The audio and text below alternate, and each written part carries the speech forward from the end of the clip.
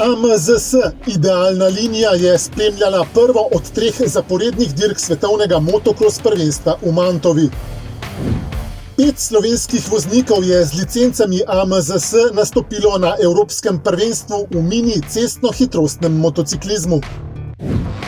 V Krškem so okronali državnega prvaka v speedwayu med posamezniki. Vozniki triala so s preizkušnjo v Idriji končali sezono ter si razdelili naslove državnih prvakov. AMZS je ob dnevu slovenskega športa izvedla spletno dirko na virtualni stezi Centra varne vožnje na Vranskem.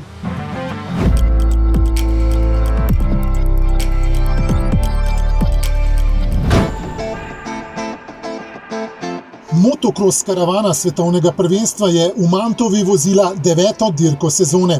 Branilec naslova svetovnega prvaka v razredu MXGP Tim Gajser je v preteklih dneh na treningu veliko časa posvetil štartom, a se mu ta v prvi vožnji ni posrečil. Manjši zaplet pri padcu moštvenega kolega Mitcha Evansa ga je potisnil v lov za tekmeci in na koncu prve vožnje je v cilj pripeljal 8., čeprav je v kvalifikacijah postavil najboljši čas. V drugo je slovenski motokros šampion štartal bolje in prvo merilno mesto prepeljal na 3. mestu, na katerem je potem potrpežljivo vozil kar nekaj časa. V 8. krogu pa je dočakal priložnost, prehitel oba voznika pred seboj ter se zavihtel na prvo mesto, ki ga nato ni več izpustil iz rok. Organizatorji so imeli ob koncu nekaj zapletov okrog razglasitve najboljših zaradi pritožb. Velika nagrada Lombardije je pripadla Jeremiju Zevarju. Gajser pa je pristal na 4. mestu, vendar je v skupnem seštevku točkovanja za naslov svetovnega prvaka prevzel vodstvo in se bo na naslednji dirki ponašal z rdečo številko. Jan Pancar, drugi slovenski predstavnik z licenco AMZS v Mantovi, je vozil v šibkejšem razredu MX2 in s svojima predstavama ni bil zadovoljen. V prvi vožnji je osvojil 25., v drugi pa 29. mesto ter ostal brez točk za svetovno prvenstvo. Skupno 32. mesto na dirki pomeni veliko razlogov, da že na naslednji preizkušnji v Mantovi pokaže drugačne, boljše vožnje, ki jih je nedvomno sposoben. Sicer pa je na zmagovalnem odru v razredu MX2 na najvišji stopnički tokrat stal danec Thomas Kjær Olsen.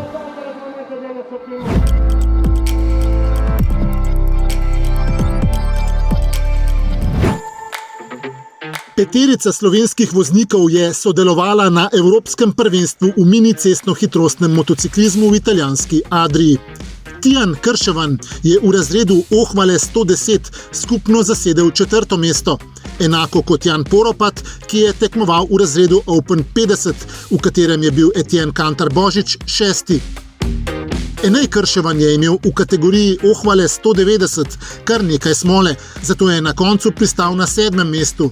Filip Lah pa je v razredu Ohvale 160 predvsem nabiral izkušnje ter pristal na 12. mestu.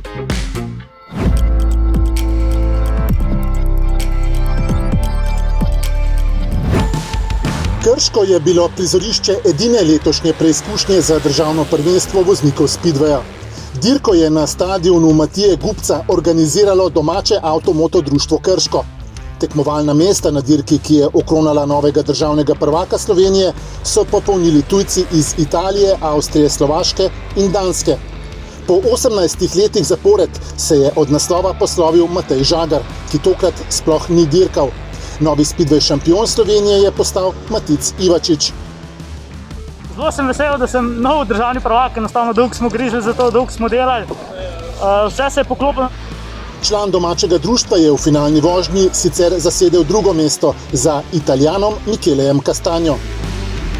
I'm very happy. Meeting was very difficult. Matic was crazy fast, but he made one small mistake in the first corner in the final and I just capitalized on it. Enostavno tale zadnja finalna vožnja sem malo zamotil na štartu, potem sem probal vse, ampak enostavno ni se dal, tako da vesel sem, da smo pripeljali tega prvaka v Krško, da sem prvak. Tretji na dirki v državnem prvenstvu pa drugi, Nik Škorja, je imel nekaj težav z nastavitvijo motorja. Na koncu sem le najdel neko nastavitev dobro, sicer sem imel slabo pozicijo v finalu, ampak to je speedway in gremo naprej, naslednje leto na prvaka. Zelo zadovoljen je bil tudi tretji na zmagovalnem odru med člani, sicer pa prvi mladinec Slovenije v speedwayu Anže Grmek. Nimam besed. Krško se tako po letu 1994 znova veseli naslova speedway prvaka Slovenije. Ivačiču pa bo ta dosežek zanesljivo za vselej ostal v spominu. Upam, da bo tudi mladi fantje videli, da se speedway razvija v Krškem in da bo začeli in da nas bo iz leta v leto več.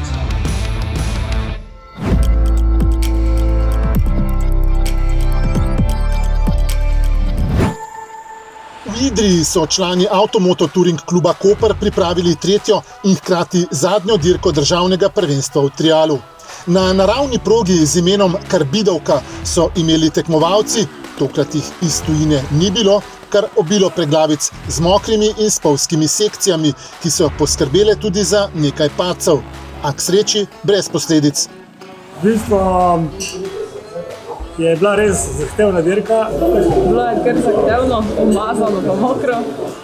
Dosti sem se naučila in sem doživala to dirko. Deževalo je par dni prej, tako da je bil zelo slab prijem. V kategoriji GP je bil kljub nekaterim zdrsom vnovič nepremagljiv Severin Sajevec. Zahtevne razmere na progi so tudi njemu povzročale probleme. To v bistvu popestri samo dogajanje, je pravzaprav za vse enako. Vseeno si je zasluženo privozil naslov državnega prvaka. Lahko rečem, da sem najbolj užival ravno na tej zadnji dirki. Posebno je bila v bistvu iz vidika tega, da je bila vse na naravnem terenu, kar je res dodatno popestrilo v bistvu samo dogajanje. Tega bi si želeli še več, pa je ožnjeno na takšnih terenih. V ženski kategoriji GP se je zmage veselila Tjaša Fifer, ki je bila boljša od Ines Pezič.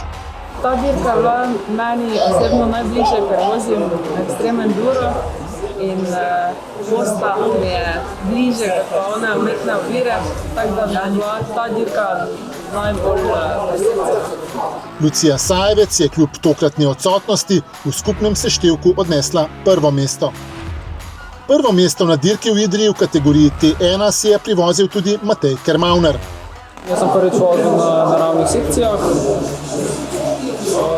tako da meni bo res všeč, so mi pa tudi umetne sekcije, so mi tako všeč. Čeprav je tokratni zmagovalec vozil samo 2 preizkušnji, pa je vseeno osvojil naslov državnega prvaka. V kategoriji T2 je prevladoval Klemen Setnikar. S sekcijami v naravnem okolju je opravil dokaj zanesljivo, čeprav se napakam ni uspel izogniti. V začetku je bilo zelo težko.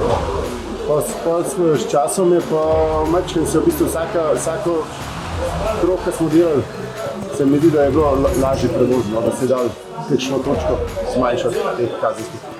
Za njim sta se zvrstila Marino Velušček in Srečko Tonko, slednji pa je tudi odnesel naslov državnega prvaka za leto 2020. Kategorija T3 je bila vnovič v domeni Roberta Šušnjarja, ki je zmagal še tretjič letos. Nista ga zmogla ogroziti niti Peter Levar, ki je na dirki zasedel drugo mesto, ne mladi up Lovro Setnikar, ki je pristal na 3. mestu, skupno pa mu je pripadel naslov podprvaka.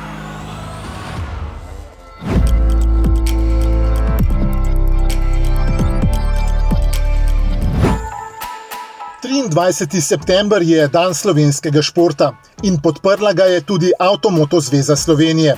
V ta namen je vnovič poudarila pomen redne telesne vadbe ter spomnila vse, da je v času izostanka tekmovanj zaradi epidemije koronavirusa pripravila serijo videonasvetov za trening v domači telovadnici pod imenom Treniram doma. Vaje s slovenskimi motošportniki in kartisti so vselej aktualne, še posebej pa bodo dobrodošle v zimskem času, ko je običajno nekoliko manj možnosti za vadbo zunaj. Avtomoto zveza Slovenije je dan slovenskega športa obeležila tudi spletno karting dirko na virtualni stezi AMZS centra varne vožnje na Vranskem. Prijavljenih je bilo 94 voznikov. Zmaga je prinašala lepo nagrado, in sicer udeležbo na Drift Akademiji z Lukom Markom Grošljem v AMZS centru varne vožnje na Vranskem. Glavno nagrado si je privozil Tadej Markočič, Uvrščeni na mestih od 2 do 5 pa so dobili po 2 brezplačni vožnji v AMZS centru kartinga in motošporta v Slovenji vasi pri Ptuju.